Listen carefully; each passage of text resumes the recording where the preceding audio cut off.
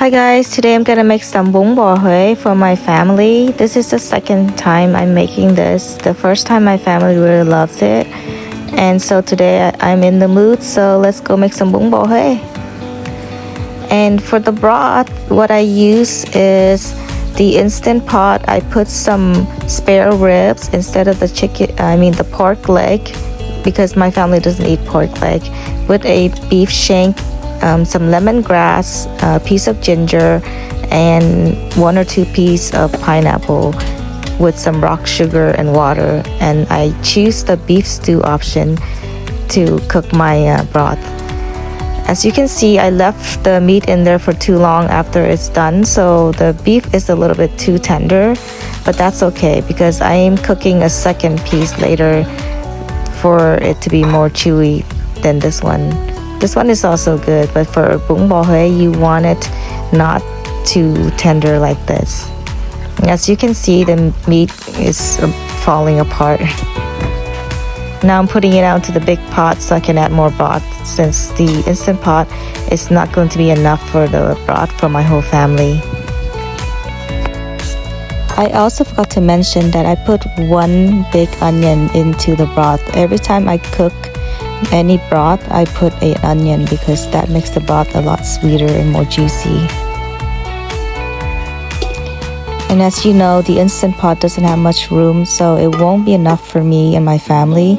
So I always use that to make the broth and make the meat tender. Then I'll pull it out and cook it in a bigger pot. And here I'm using the chicken broth from Costco. I feel this is a good deal because I think you get 5 or 6 of those and it lasts me pretty long. I mean, I can cook so many different dishes with it. And when I went shopping, I didn't buy enough meat. I ended up going back for more to get some more beef and some more of the jalo.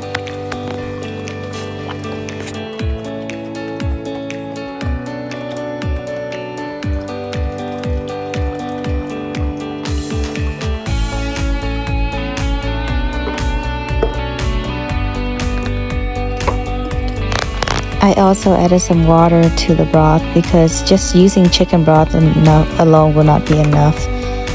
And as long as you season it well, it's okay to add water. So here's the beef shank that I used to cook in the Instant Pot. And you see how the meat falls apart. This is good also, but it's a bit too tender to be putting into the pot. Once you eat it, it'll be all over the place. So I bought another beef shank and threw it in the big pot that I cook outside, so it's a little more chewy. And for the sauce, I use the shrimp paste. I add some hot water.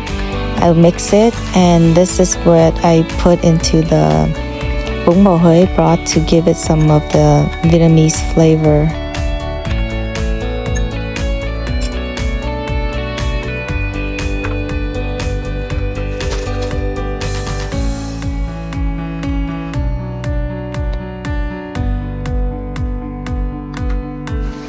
Here I'm cooking a second batch of beef shank because one is not enough, so I bought a second one. And the first one was a little bit overcooked, so I want to make another one. I put in the Instant Pot with all the ingredients that I used before and just use the stew option.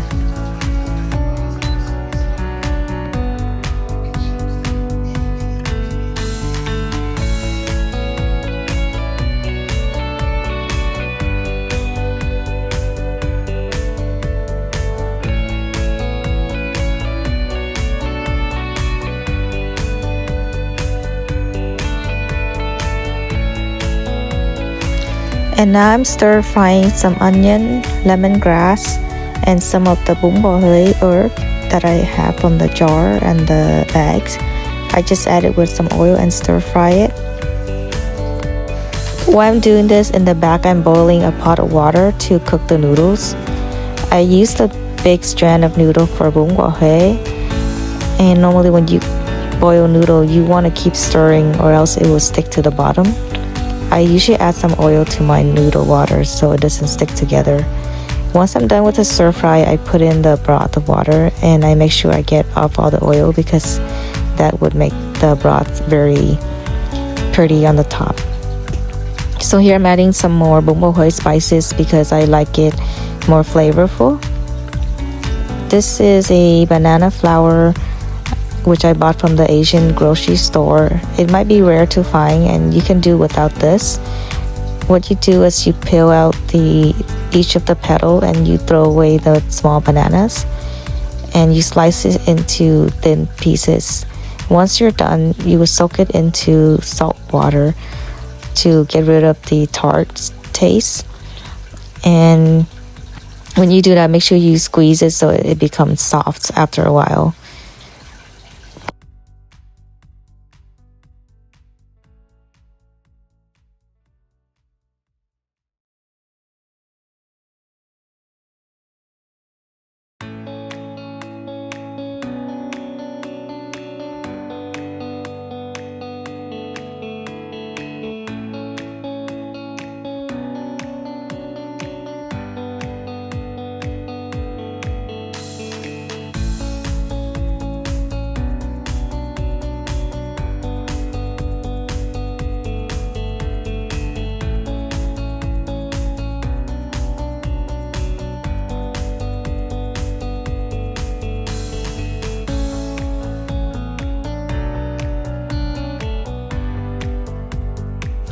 I would leave this in the salt water for a while I prepare the other items.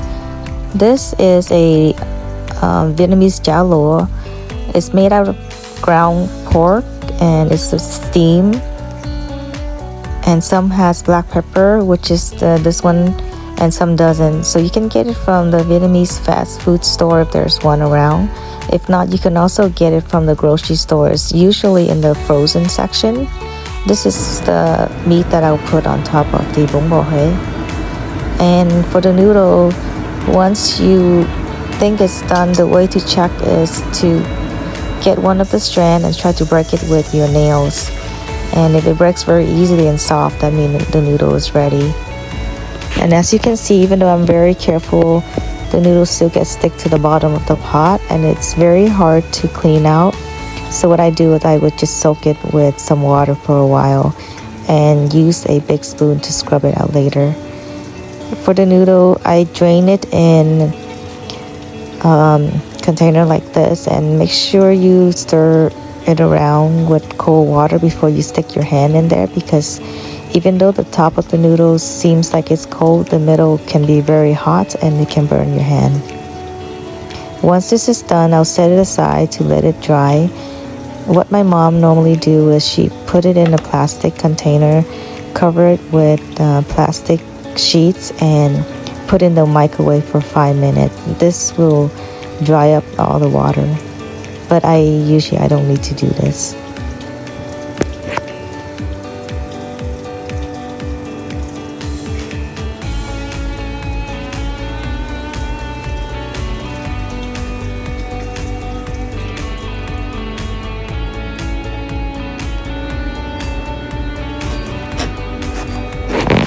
Now I'm going to cut up some onions and herb to put on top of the noodle. This is called ngon. I don't know what it's called in English. And this is what we use with pho. You can find it at the Asian grocery store. And if you don't have this, that's fine. Later I'll also throw in some of the onion that I used to stir fry that I left over for this, and I'll put it on top of the Bun Bo Hue.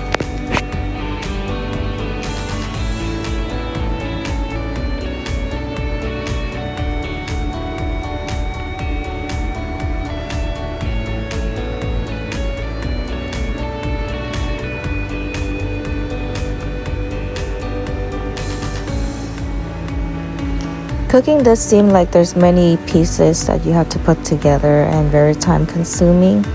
But once you get the hang of it, everything is just very basic. The soup, the meat, the veggies. And the veggies just depend on your preference. The main thing is the soup water and the soup broth and the spices that comes with it. And as I mentioned, if you don't have the banana flour, just cabbage and bean sprout will do. And here is the beef shank. It's finished. The beef part is fine, but the tendon is still a bit too hard. So I'm trying to cut it up, but it's very hard to cut. And this also means that it will be very hard to eat.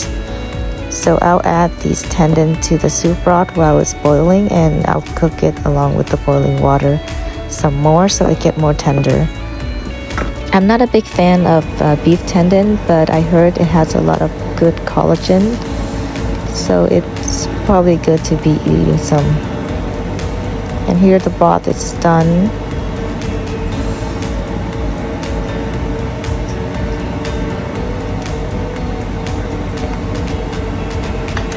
As you can see, the Bun Bo Hue broth is very flavorful.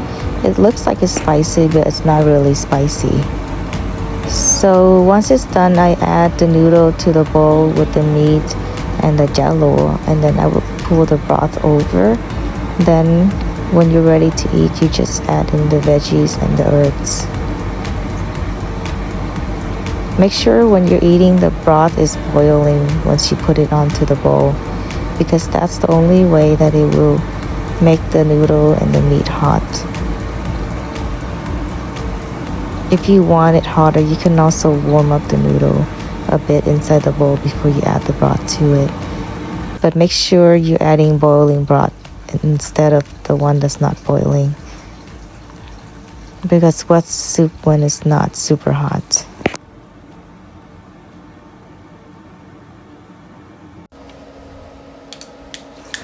Now we're ready to eat. I like to eat my Bun Bo Hue spicy, so I add some more sauteed chili on top, and I also add some lemon or lime. And for the veggie, I make sure to add it in when the broth is boiled, so that way the veggie will get cooked. Now time to enjoy. Follow me if you want more food ideas and how to cook certain dishes.